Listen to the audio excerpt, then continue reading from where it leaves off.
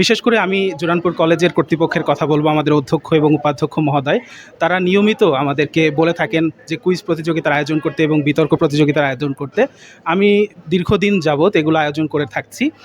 বিশেষ করে কলেজের যতগুলো জাতীয় প্রোগ্রামের চিঠি এসেছে, আমি এবং আমার সাথে সাদ্দাম স্যার, নাইমা ম্যাম, আরও অনেকগুলো স্যার আছে, তাদেরকে নিয়ে আমরা অনেকগুলো প্রোগ্রাম করেছি।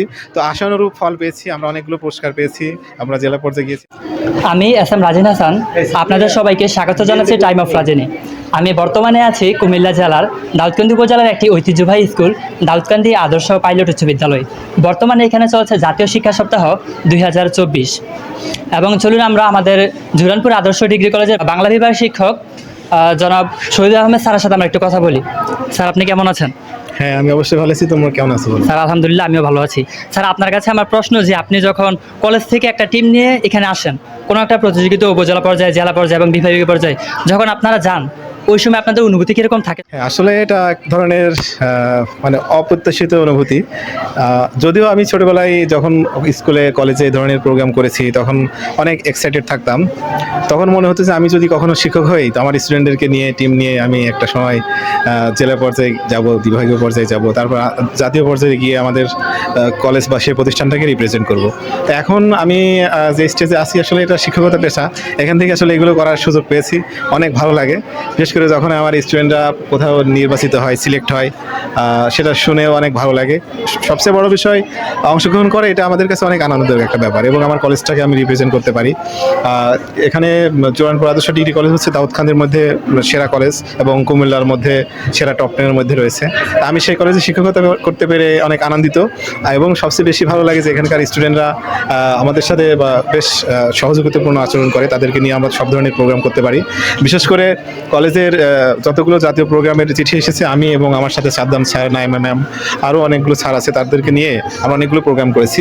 তো আশানুরূপ ফল পেয়েছি, আমরা অনেকগুলো পুরস্কার পেয়েছি, আমরা জেলা পর্যায়ে গিয়েছি, অনেক মজা হয়েছে এবং আমাদের কলেজ বাস আছে, সেখানে বাসের মধ্যে যেতে গিয়ে অনেক আনন্দ হয়, গান হয়, ছাত্রছাত্রীরা বেশ উদ্বৃত্ত হয় এবং আমার ভালো লাগে যে আমি শিক্ষক হিসাবে এগুলো করতে পেরে, তাদের আনন্দ দিতে পেরে এবং আমাদের শুধু যে লেখাপড়া বৈকেন্দ্রিক একাডেমিক বিষয় তার থেকে বের করে আমি বাস্তব এবং বহুমুখী বিভিন্ন পরিকল্পনা, মানুষের মেধা যাচাইয়ের যে একটা জায়গা, প্ল্যাটফর্ম, এটার সাথে পরিচয় করাতে পারছি। এজন্য আসলে অনেক বেশি ভালো লাগে।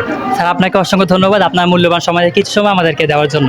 সুপ্রিয় দর্শক, বর্তমানে আমরা চলে যাচ্ছি জুরানপুর আদর্শ ডিগ্রি কলেজের সমাজকর্ম বিভাগের একজন শিক্ষক জনাব মোহাম্মদ সাদ্দাম হোসাইন স্যারের কাছে। স্যার, আপনি কেমন আছেন? আমি ভালো আছি এবং তোমাকে অসংখ্য ধন্যবাদ যে তোমার এই চ্যানেলটিতে, অনেক বিখ্যাত একটা চ্যানেল এবং দাউদকান্দি উপজেলায় সাধারণত তোমার এই ভিডিওগুলো আমি নিয়মিত দেখি এবং প্রচণ্ড ভালো লাগে এবং বর্তমান সমাজ সংস্কৃতি সম্পর্কে তুমি জনসাধারণকে বেশ উদ্বুদ্ধ করো এবং শিক্ষার্থীদের মাঝে যে সচেতনতামূলক যে প্রয়াসগুলো তোমার রয়েছে সেগুলো, আমার এই কন্টেন্টগুলো আমার অনেক ভালো লাগে। স্যার, আপনাকে অসংখ্য ধন্যবাদ আমার চ্যানেল সম্পর্কে জানার জন্য।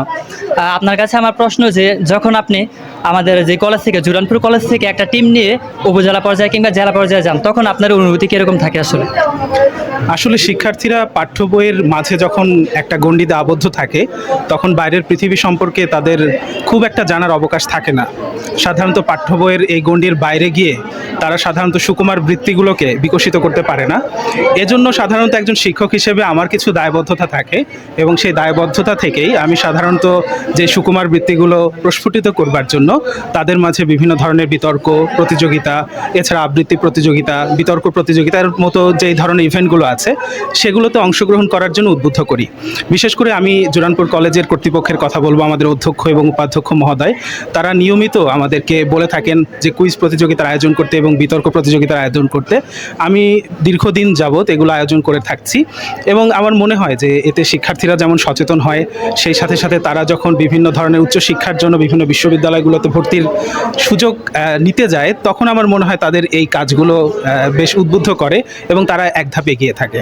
এজন্যই সাধারণত আমি বিভিন্ন ধরনের উপজেলার শিক্ষা সপ্তাহ যেমন চলছে আজকে, এই শিক্ষা সপ্তাহে একটা বিশাল একটা টিম নিয়ে এসেছি এবং আশা করি আজকে ভালো কিছু হবে। স্যার, আপনাকে অসংখ্য ধন্যবাদ আমাকে কিছু সময় দেওয়ার জন্য। সুপ্রিয় দর্শক, আপনারা শুনতেই পাচ্ছেন যে আসলে জুরানপুর আদর্শ ডিগ্রি কলেজে প্রতিনিয়ত বিতর্ক প্রতিযোগিতা সহ বিভিন্ন ধরনের কুইজ প্রতিযোগিতার আয়োজন করা হয়। সুপ্রিয় দর্শক, তো আজ এ পর্যন্তই। আজ যাচ্ছি কিন্তু যাচ্ছি না, রাজিন আবারও ফিরে আসবে নতুন কোনো দিনে নতুন কিছু নিয়ে। ততদিন পর্যন্ত প্রত্যাশা একটাই, ভালো থাকবেন, ভালো রাখবেন। ধন্যবাদ সবাইকে।